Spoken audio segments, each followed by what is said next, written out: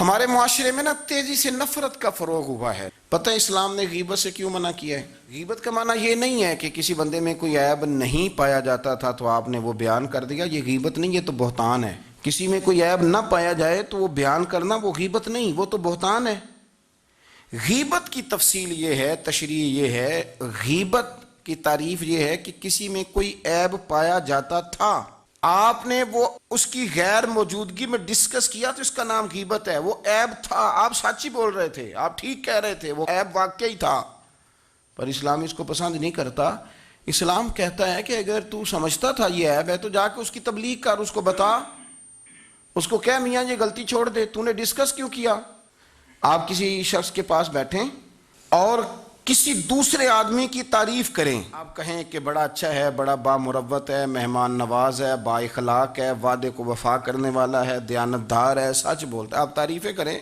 آپ کسی کے سامنے تعریف کریں گے نا تو بندہ کہے گا یار کسی دن ملاقات تو کرا، اور جب وہ ملے گا تو اس کی آنکھوں کے اندر ایک خاص کشش ہوگی، پیار ہوگا، ملنے کو جی چاہے گا، ایک خاص راحت ہوگی. یہ کب ہوگا؟ جب آپ نے کسی کی تعریف کر دی.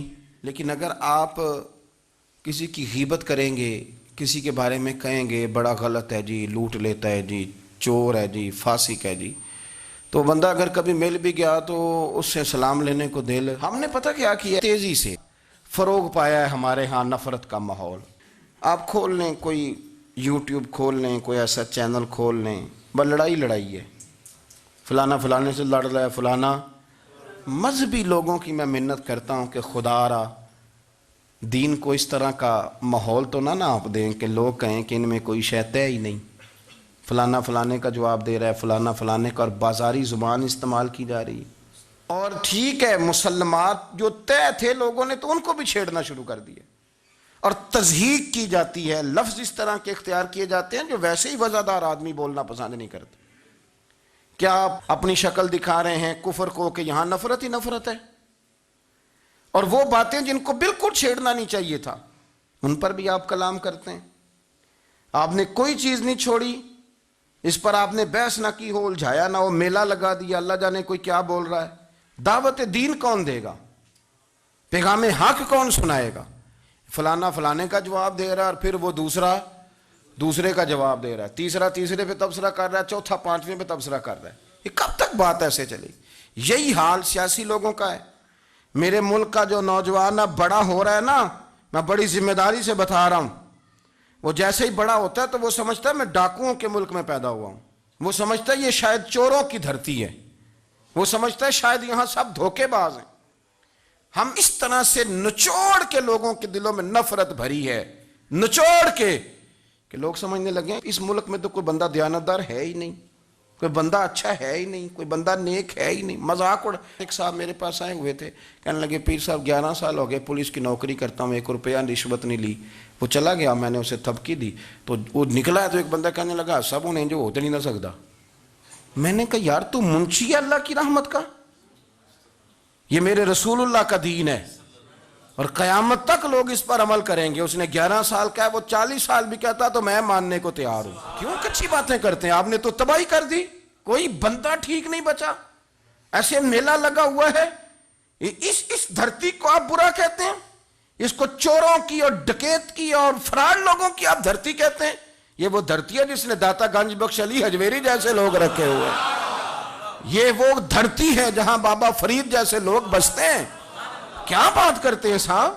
یہ اتنے بزرگ ترین لوگ یہاں بستے ہیں اور آپ کیا بات کرتے ہیں؟ دیکھیں، میں بالکل ہی غیر سیاسی اور غیر جانبدار رہتا ہوں ملکی معاملات میں، لیکن جس شخص نے پاکستان کو ایٹمی قوت بنانے کے لیے، اب تو بڑی عمارت ہو گئی ہے، غربت میں جس بندے نے کام شروع کیا تھا کہ ایٹمی طاقت بن جائے، اس نے کوئی کام کیا کہ نہیں کیا؟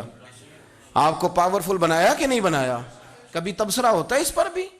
ہمیں لاکھ اختلاف صحیح، ہم بھی بات کرتے ہیں مخالفت میں، لیکن تباہی نہیں اتار دی ہم نے، توہین کر کر کے، نفرت پھیلا پھیلا کے.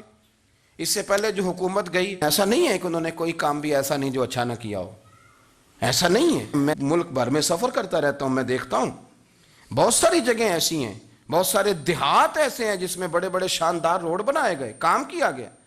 ان کی 99 خامیاں اپنی جگہ پر، خوبی کا بھی تو ذکر کریں. یہی حال اس گورنمنٹ کا ہو رہا ہے. लाठ लेके लोग हैं, ये भी गंदा वो भी गंदा। ये आप किस तरह की बात कर रहे हैं? आपने तो मुल्क को ये नाम दे दिया है कि यहां कोई अच्छा इंसान बचता ही नहीं। मौलवी हैं तो सारे बुरे हैं, पीर हैं तो सारे बुरे हैं। क्या बात करते हैं साहब, ये मेरे रसूलुल्लाह की कौम है, ये नबी पाक की उम्मत है, और हुजूर ने फरमाया मेरी उम्मत कभी गुमराही पर जमा नहीं होगी। ये नहीं हो सकता सारे लोग ही गलत हो जाएं। लेकिन हमने तबाही उतार दी। जिसके हाथ में स्पीकर आता है वो सबकी पगड़ियां उछालना जरूरी समझता है। जिसके हाथ में कलम आता है वो कहता चूंकि मैं लिख रहा हूं तो मैं अकेला ठीक हूं, बाकी सारे गलत हैं। मोहब्बत को फरोग दें, प्यार करें, अखुवत का रंग देखें।